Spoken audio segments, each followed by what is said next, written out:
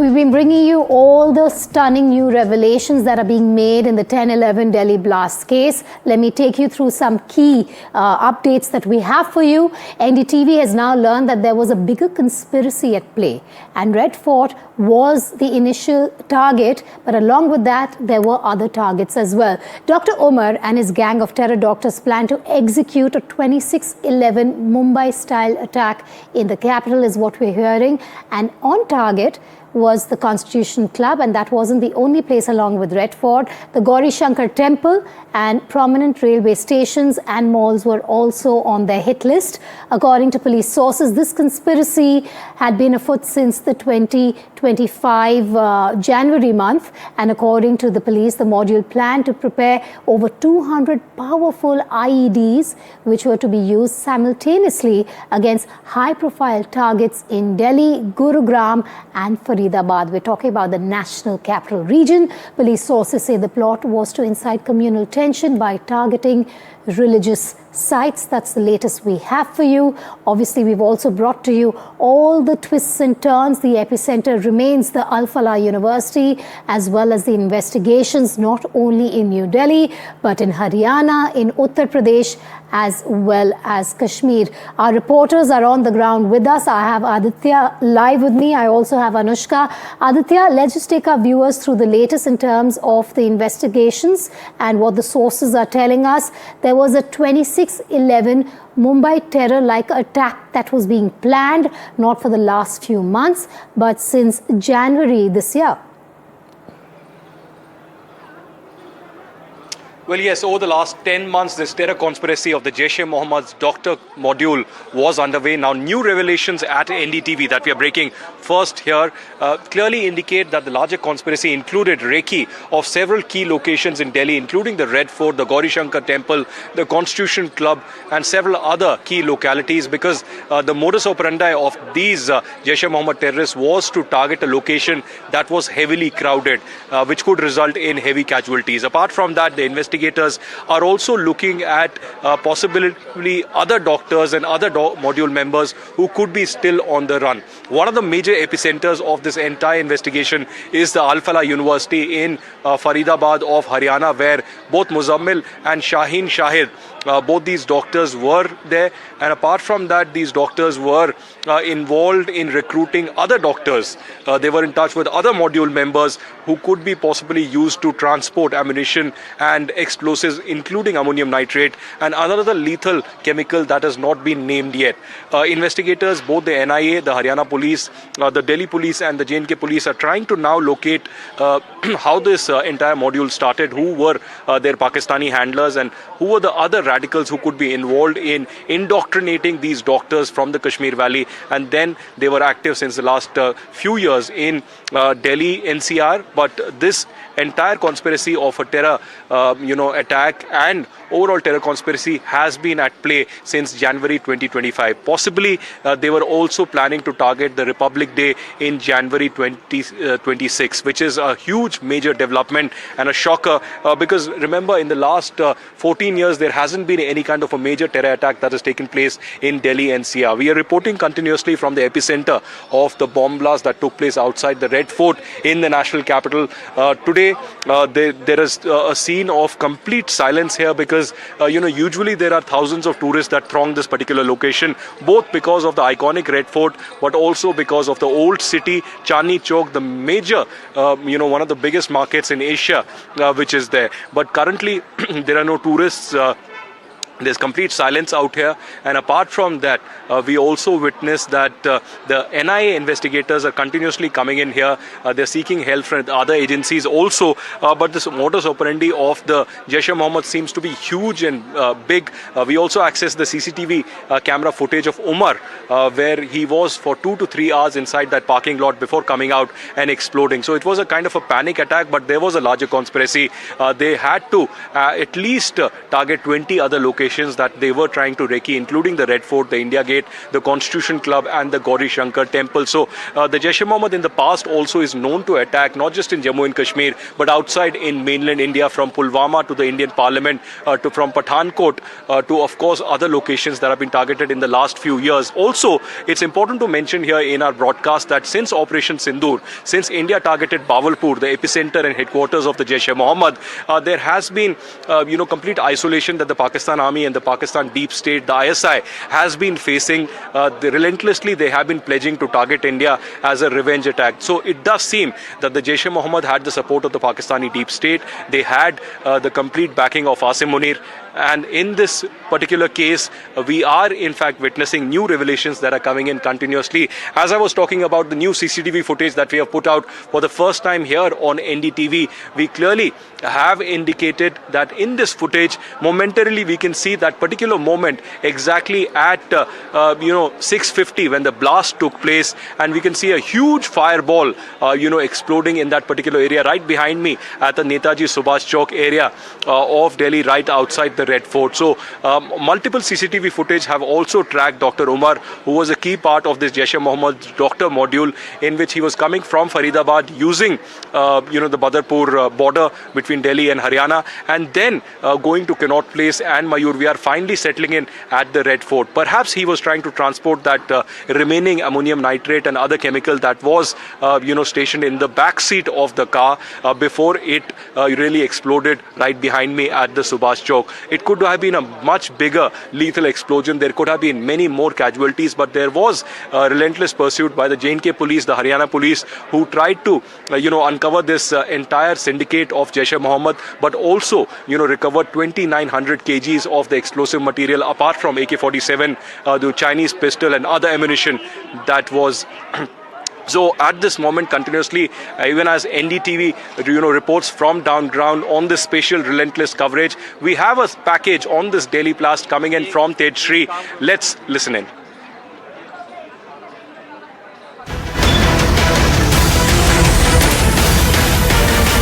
Top sources to NDTV reveal that before going to Red Fort, Dr. Umar did a recce, came to Mayur Vihar Phase 1.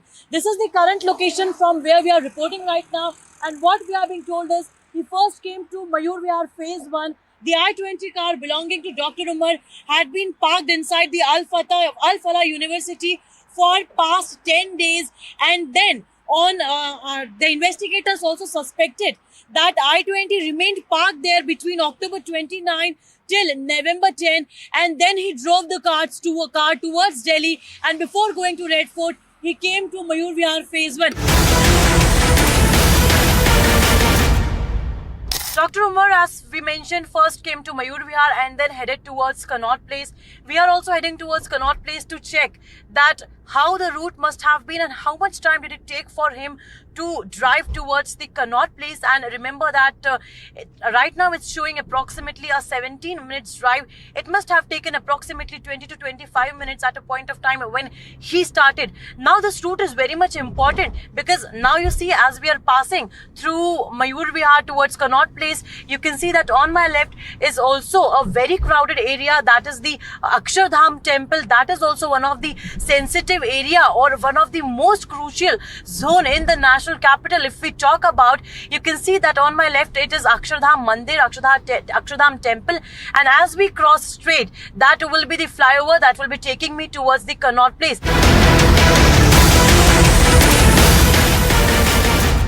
Drive of approximately 20 to 22 minutes. We started from Mayur Vihar Phase 1 and have reached over here, and this is the heart of the national capital, one of the busiest road where people come mostly in the late afternoon and the evening as well. And it was the same time when Umar visited this area.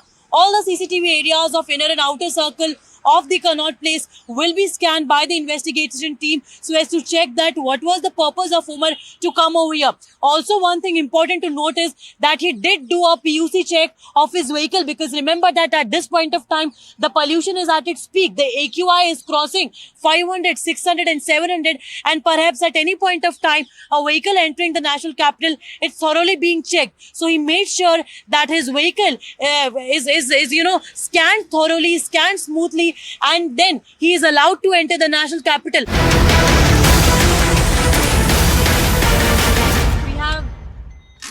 reached to that parking area where Umar parked his car, that is near the Sunheri Masjid, and here he parked his vehicle for around 3 hours. So we saw that he started from Mayur Vihar, then to Connaught Place, and then over here to Sunheri Masjid. You can see that here is also the entry point of the Red Fort. That's the Sunheri Masjid, you can read, and that's the Red Fort. As of now, this entire area has been barricaded, but viewers, it took approximately, not more than 20. First we talk about from Mayur Vihar to Red Fort, it took 20 to 22 minutes, and from Connaught Place to this place here, that is the Sunheri Masjid, it took near around again 10 to 15 minutes. That was a ground report to give you a sense that why this was done. And these all things are quite shocking and revealing. You can also see that this is the parking area, and this is the same area where Umar must have parked his car. You can read Red Fort parking car and bus. This is the entire area where he must have stationed, and this area is not quite a small area. You can see that it is also one of the busiest street, and he must have parked his car over here, and then must have drove towards the Red Fort and have executed this entire plan. So this was all from the ground report to show you that what must have transpired on the day when this attack took place in the national capital near the Red Fort.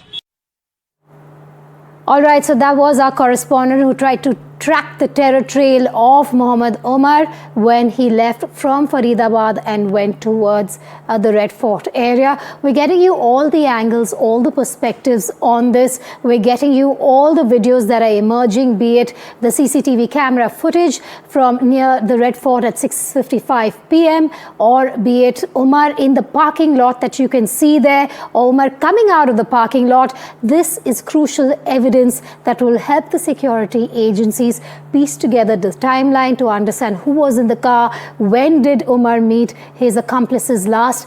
Key information will emerge from the evidence, the video evidence that you're seeing there on your screens. Extremely important at this time is the evidence, because this will help the security agencies to get to the next level of the probe. But also, like I have been saying, the epicenter of the investigations, as well as in terms of the Delhi blast site being one of them, the other is the Al Falah University in Faridabad, where the university has finally broken its silence on the Delhi terror probe, on the Delhi blast. They've issued a formal statement.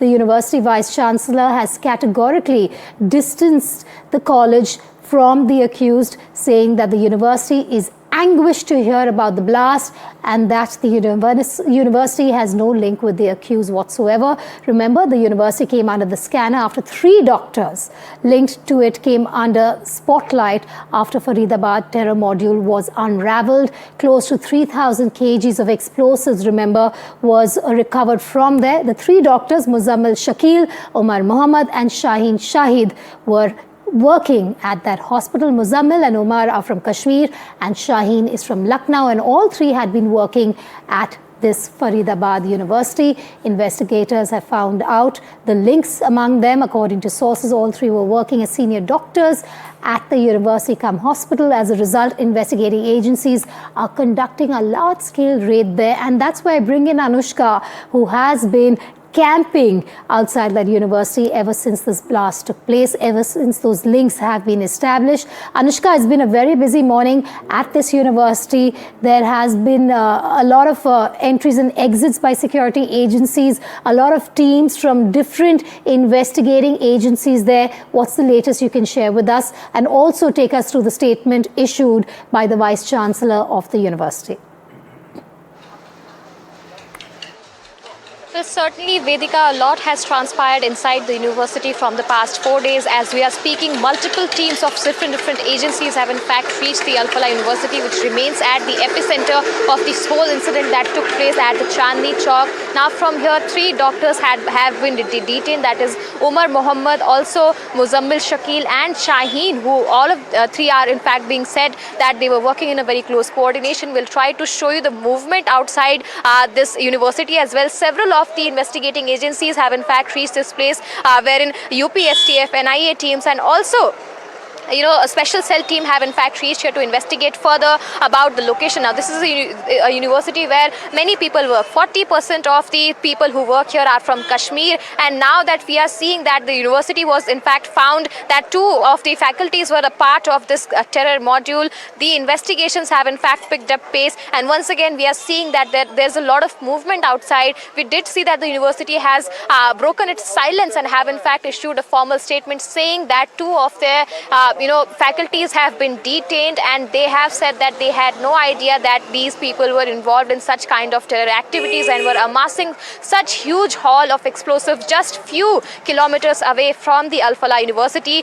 To get a sense to the viewers as to what this place looks like, I'll ask my camera person to pan around and also show you what this place looks like. This is a very huge area where acres of agricultural and farmlands can be found. This is very secluded. This is the Dhod station in Faridabad Taga village, where we found that barely few kilometers from here, massive haul of explosives were in fact found, and after that, the same day the explosives were found, the blast took place in Chandni Chowk. Many people have been detained. We are seeing that the links have come from Jammu Kashmir, from Saharanpur, from Faridabad, and also from UP, Uttar Pradesh at this time. But yes, we are seeing that the investigations have picked up pace. 9 people have died and as many as 20 people are injured. But we are seeing that now the university has spoken about this matter. They have said that they are deeply anguished by the incident that took place at Chandni Chowk, but they have also said that they had no idea about what was happening inside the university, and also they have said that the university has no connection whatsoever. More movement can be seen here. We are showing you the visuals of the security team that are constantly going inside. More security teams have completed the investigation and are in fact also coming out. Now there is a series of visitations from all different agencies, be it the NIA, be it the UPSTF, be it the Special Cell, and also Haryana Police. We did see that the joint operation was conducted by Jammu Kashmir and Haryana Police, where the explosives were in fact found. And at the same day, in panic, Umar Muhammad orchestrated this whole attack at Chandni Chowk. We are once again showing you the visuals of more movement that has been happening outside the Al Falah University. This is the epicenter, and we are seeing that more and more investigation is deepening as we are speaking. Inside the university premises, several of the people are being questioned. Yesterday also 52 people were questioned inside. 6 of them were detained and were asked about their connections. Also, the direction where we are panning and showing you the visuals is the rented accommodation of Muzammil Shakil, where he frequented. The police had found 350 kilograms of explosives at there, which is suspected to be ammonium nitrate. And this is what the visual looks like outside Al Falah. Over to you. Anushka, thanks for that update. A lot of activities happening there, but NDTV also has spoken with Shaheen's family. Listen in. हमें तो किसी से नहीं पता, आप ही लोग से पहली बार पता लग रहा है। जी, डॉक्टर शाहीन फरीदाबाद में कब से रह रही थी, कुछ आइडिया आपको? डेढ़ साल हो गए करीब। किसी डॉक्टर मुजम्मिल का आपने नाम? नहीं, हमने कभी ना उनके मुंह से सुना है, ना हम मुजम्मिल को जानते हैं। ठीक, बचपन बहुत सही थी, पढ़ने लिखने में बहुत सही। आखिरी बार कब बात हुई थी शाहीन से आपकी? आखिरी बार हमारी बात हुई, हमारी करीब 4 साल ताल्लुक नहीं है कोई। तो आपको यकीन नहीं है कि आपकी बहन, आपके भाई आतंकी गतिविधियों में संलिप्त रहे होंगे? बहन से जो बात जो मतलब वही बता रहा हूँ ना जी, 4 साल से जो मतलब मैं संपर्क में था, उसके बाद जो 4 साल के बाद जो मैं संपर्क में नहीं हूँ जी। And our focus remains on Dr. Shaheen, who was arrested a couple of days back. Now, crime branch team is at Dr. Shaheen's former husband's home, and he was questioned earlier today. And Dr. Shaheen was arrested and is suspected to be a key member of the Faridabad terror module case. A husband, ex-husband rather, Dr. Zafar Hayat, however, has said that they've been divorced since 2012, and there is no connection between him and his former wife for the past 13 years. I believe Dr. Zafar Hayat is live with us. Dr. Zafar, thank you for speaking with us here on Breaking Ground. When was the last time you spoke with Shaheen, Dr. Zafar?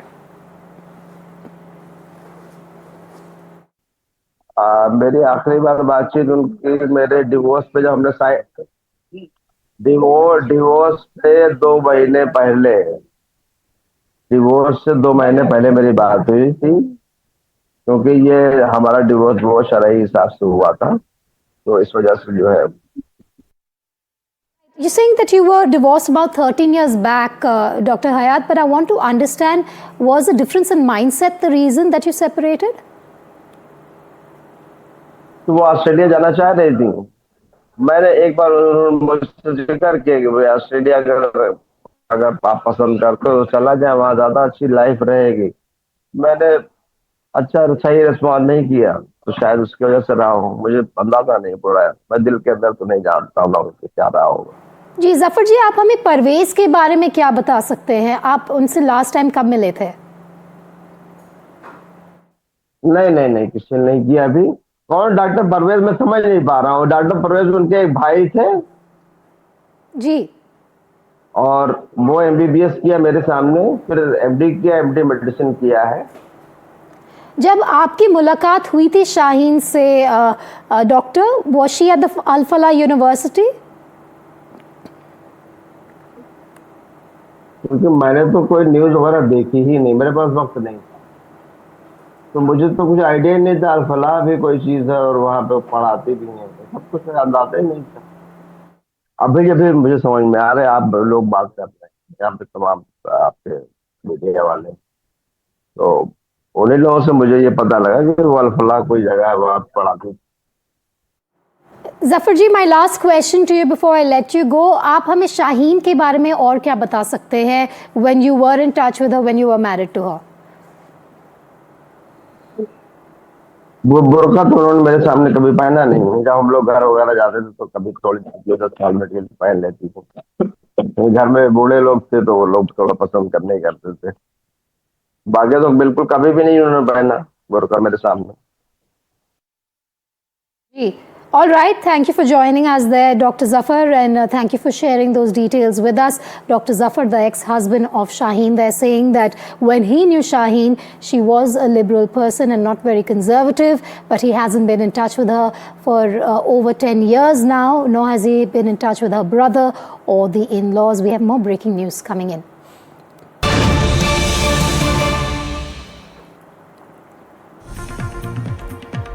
9 suspects have been detained in Kanpur in connection with the Delhi blast probe is what we're hearing. In connection with the Delhi bomb blast, police have detained the suspects from various areas of Kanpur. Remember, UP is also now one of the epicenters of this probe by multiple agencies, and what we're hearing now is that 9 suspects have been detained. Till now, we know of about 15 arrests, formal arrests that have taken place. There were 3 people who were detained that we know of. Now we know that 9 more suspects have been detained as part of the probe in this case.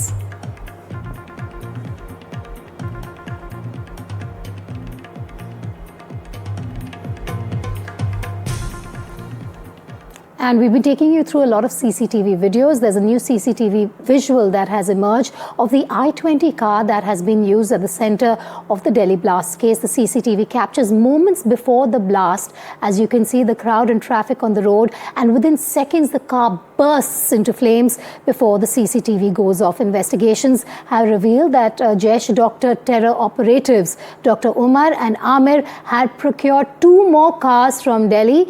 These cars could have been used for the terror conspiracy. It's important to note that through our sources, we've got to know that these cars have not been found yet, and the investigating agencies are trying to track these cars down. This comes after CCTV footage revealed that terrorist Omar was being followed by one of his associates, Tariq, who had a bag on his back from Faridabad Sector 37. Sources have also told NDTV that the I-20 car was parked at the Al Falah University for 11 long days from the 29th of October to the 10th of November. So those are details that we are now bringing to you, key details when it comes to the movement of the car. I believe we have Aditya Raj call live with us. I'm going to go to him now. Aditya, trying to understand the movement of this car, which is also key part of the investigation. It seems from what we are hearing and from the reporting by our correspondents at this point that this car was parked at Al Falah University till the 10th of November for about 11 days. Well, that's right. That's what we are learning. Even though the Al Falah University seems to be in a denial mode, they're not confirming any of these details. But we have picked up from around 11 to 12 days, this particular car was parked at the Al Falah University. And that's a huge development coming at this car that was used for the terror attack here outside the Red Fort, being inside the Al Falah University. We also picked up that Dr. Shaheen Shahid's car was used by Muzammil continuously. And there was an AK-47 and other ammunition that was recovered from that particular vehicle as well. Apart from that, today NDTV was the first to break that there are two more vehicles that are yet to be located, and these two vehicles were procured by Umar and Amir, who are brothers and who are integral to this entire investigation, because Umar was driving that vehicle that exploded and Amir is the brother that has been detained by the Jammu and Kashmir police, and he is currently being interrogated. There are three key elements: Amir, Tariq and Umar that are being investigated and interrogated by the Jammu and Kashmir Police's state investigative agency at this particular time. So the big development at this hour is, of course, the new CCTV images that are coming out. One, of course, of the Red Fort bomb blast, where momentarily we can see the blast taking place, the extent of it, so much that the blast could be heard 3 kilometers away from Chandni Chowk and Red Fort area. Apart from that, multiple CCTV footages of Umar inside that parking lot near Red Fort, near Sunehri Masjid. And apart from that, also Umar's journey from Faridabad early morning on the day of the blast, from Faridabad to the border in Badarpur, then to Mayur Vihar, further to Connaught Place, and finally to the Red Fort area. So very key developments integral to the investigation that are coming out. But there are raids also taking place in several other areas, because this is a cross-country investigation. The Jaish-e-Mohammed module of doctors was not just involved in Jammu and Kashmir, but had spread its tentacles from J&K to Haryana to New Delhi. There, because there's more breaking news coming in. And this is important, Aditya. I'm going to come to you in a moment from now, but to let our viewers know that according to sources, Umar and Muzammil visited Turkey, met with Jaish handlers in Turkey is what we are learning. Doctors of Terror, JEM handlers met in Turkey is the big breaking, and we have Aditya back with us on this. A Turkey link being established by our sources at this point. What else can you tell us, Aditya?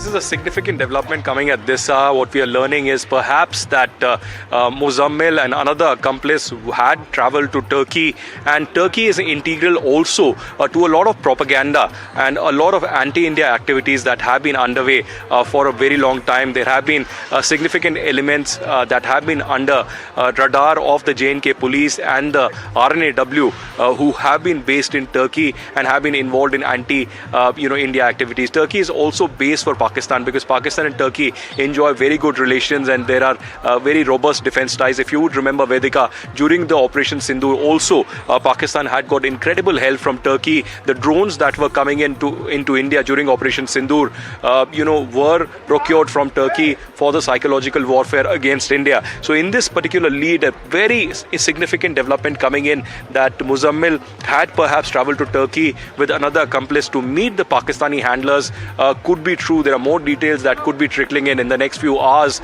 as to how this conspiracy was really hatched, because it isn't just a dozen odd people who would be involved. Currently, what we know is that 15 people till now have been arrested in the Faridabad terror conspiracy case and the Delhi blast case. There are at least another 20 to 30 people who have been detained and are being interrogated in Kanpur, Uttar Pradesh, in Haryana, and of course in Jammu and Kashmir as well. So new leads coming in as the investigation proceeds, not just from the Red Fort, but other important epicenters of this Jaish module, from Srinagar in Jammu and Kashmir to Faridabad in Haryana and other locations also. So there are multiple agencies, multiple police forces and NIA that are investigating this further. But the Turkey link to the Jaish doctor module is a very significant development coming at this hour. This could significantly also result in some consequences in the relations with Turkey. But we'll have to wait and watch further for some official details yet to come out as to what was the Turkey link,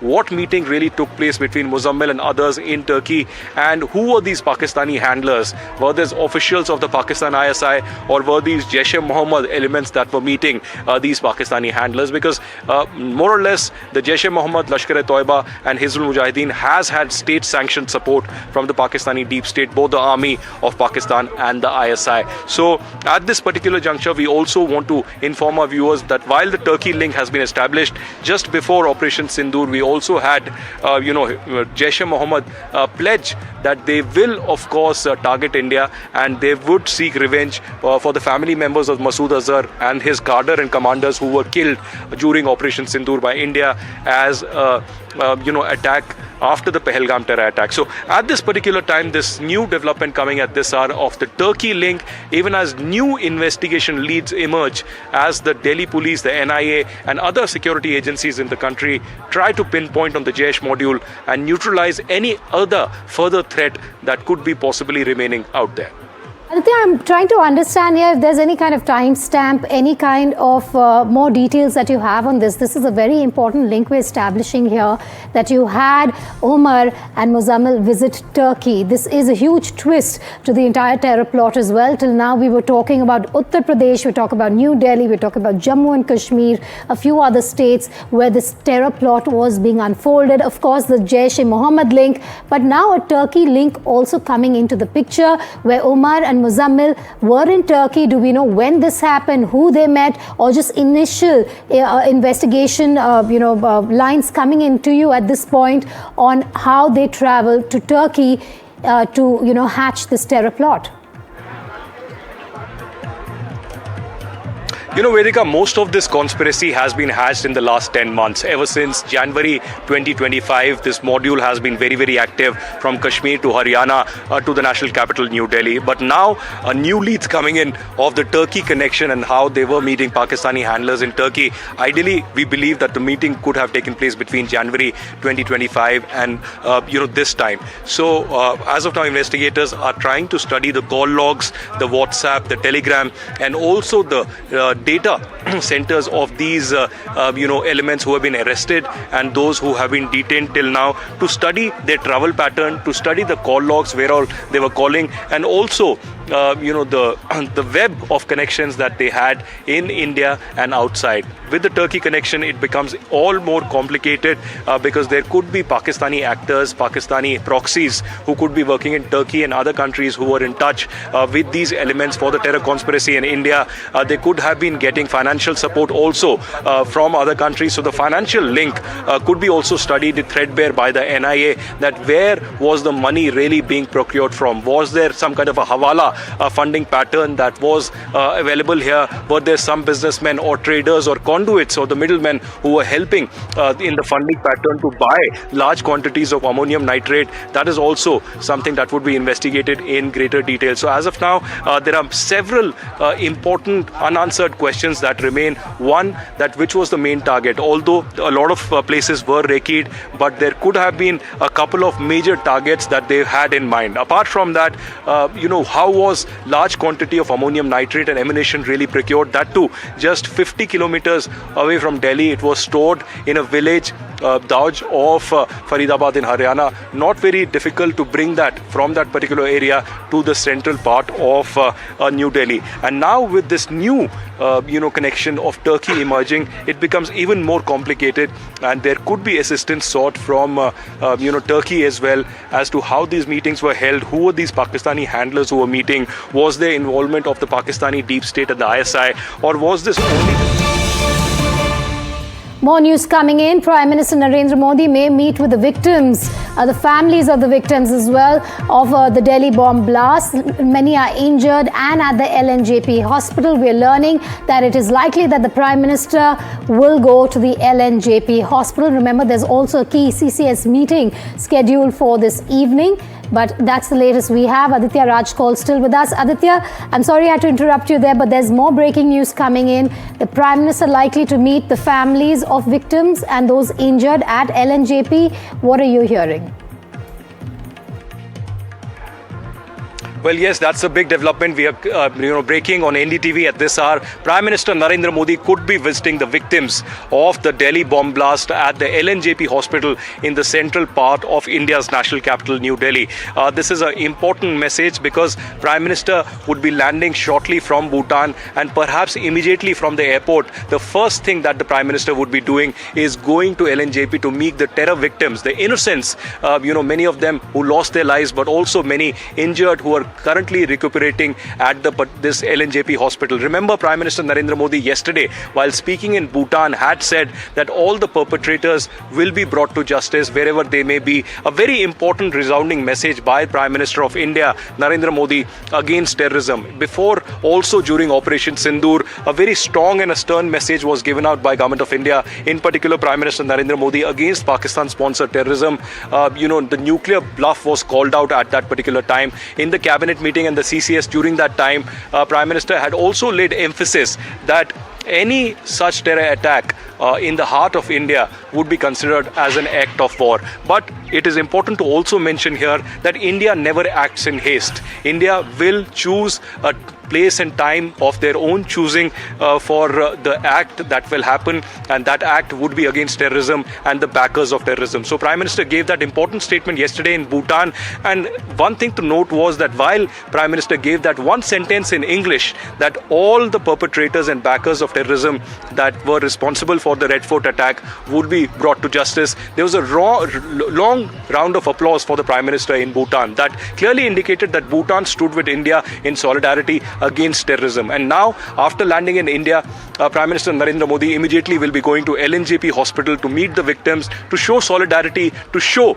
and give out a loud message against terrorism, and also that he stands strong with the victims of terrorism. So that's the big development we are breaking at this hour. Prime Minister immediately coming from Bhutan would be visiting the victims of the Red Fort terror attack in the LNJP hospital, and perhaps speaking with them and assuring them that justice would certainly be done. All right, so that's a big breaking news coming in. I'm just going to recap it for our viewers before going back to Aditya. But what we're hearing is that the Prime Minister, straight after landing in the national capital after his 2-day visit to Bhutan, will be heading to LNJP hospital, where he will be meeting with the injured and the families of victims who had died in the Delhi blast. Also, a very important meeting this evening, Aditya. The Cabinet Committee on Security will be sitting and discussing, and perhaps we could also get some details on that meeting, post that meeting that is taking place at 5:30 p.m. So we're going to see the Prime Minister at LNJP hospital, after which the CCS will also be underway. Well, what we are hearing right now is that firstly, immediately after landing from Bhutan, Prime Minister would be heading to the LNJP hospital where most of the victims are there. It's important to mention that 13 people lost their lives in the Red Fort terror attack, and more than 20 were injured. So these injured are the people that Prime Minister would be meeting. He would be also meeting the relatives of these victims and assuring them that government will take care of them, and also justice would be certainly done. Apart from them, we also know that National Security Advisor Ajit Doval and Home Minister Amit Shah could be briefing the Prime Minister on the latest developments that have happened in the investigation is concerned, and what the J&K police, the Delhi police, and in particular the NIA has been doing. The intelligence agencies could be also giving that briefing to the Prime Minister, in particular the RNAW and the Intelligence Bureau. And thereafter, there is an important cabinet meeting that will be taking place at 5:30 p.m. Currently, the government has not confirmed whether the CCS, the Cabinet Committee on Security, would be meeting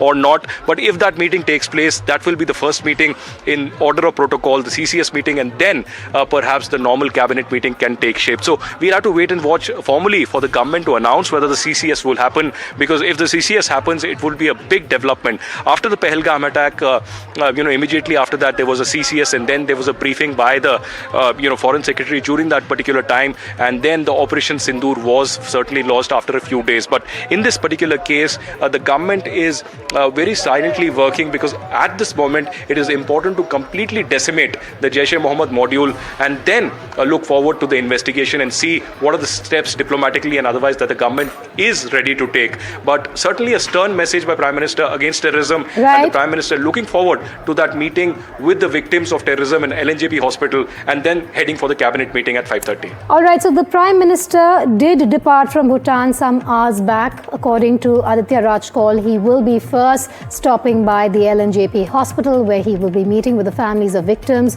those injured. Remember, he made a very strong statement on the Delhi blast while in Bhutan yesterday, which was part of his opening statement there. We'll track all the developments. Aditya, thanks for joining us live. We will keep updating our viewers on all the twists, turns, developments, updates that we're getting from our reporters on the ground. Slipping into a short break, news and updates. We'll continue on the other side. Stay tuned.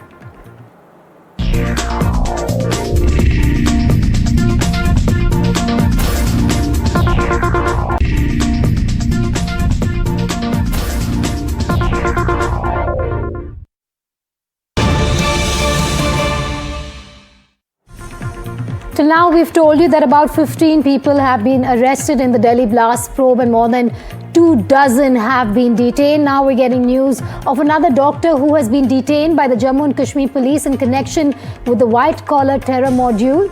And his name is Dr. Zahoor, who is allegedly a friend of Delhi blast accused Dr. Umar Nabi. And Zahoor has been detained in Jammu and Kashmir. Or rather, he has been detained by the Jammu and Kashmir police.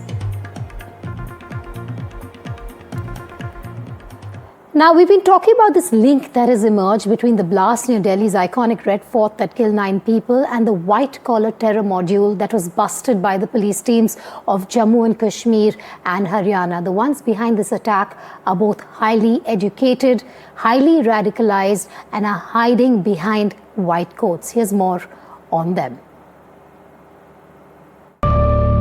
Educated professionals, doctors, and radicalized. The involvement of Kashmiri doctors in the Delhi blast has brought to fore the stunning new dimension to the terror ecosystem in India. The white-collar terror ecosystem, as the Jammu and Kashmir police called it after arrests of doctors Adil Ahmed Rathar, Muzammil Shakil and Umar Mohammed. These doctors were arrested after prolonged investigation after Jaish posters started appearing on the outskirts of Srinagar. Adil Rathar was arrested from UP Saharanpur and Dr. Muzammil from Haryana's Faridabad. The recovery of 2,900 kgs of bomb-making material from Dr. Muzammil's 2 rented houses in Faridabad sent shockwaves across the country and the security establishment. A female doctor, Dr. Shahina, from whose car ammunition was recovered, is the 4th suspected member of Jaish-e-Mohammed's Faridabad module. Shahina is believed to have been tasked with establishing a Jaish women's wing. The Doctors of Terror network expanded to Lucknow as ATS raided the houses of Dr. Parvez, who is believed to be Dr. Muzammil's friend. He was not found at his home and a hunt is on. The Hyundai car driver who executed the suicide blast in a car in Delhi on Monday evening is also a doctor and worked with Muzammil and Shahina at Faridabad's Al-Falah University. Sources in the security agencies told NDTV that Jaish chose doctors for its nefarious designs, as no one would suspect them. This marks a sinister shift from conventional militancy to a new challenge where educated professionals from Kashmir living in cities are being tapped by terror groups to execute attacks. NDTV Bureau Report. With that, we're slipping to short break. News and updates will continue on NDTV 24/7. Stay tuned.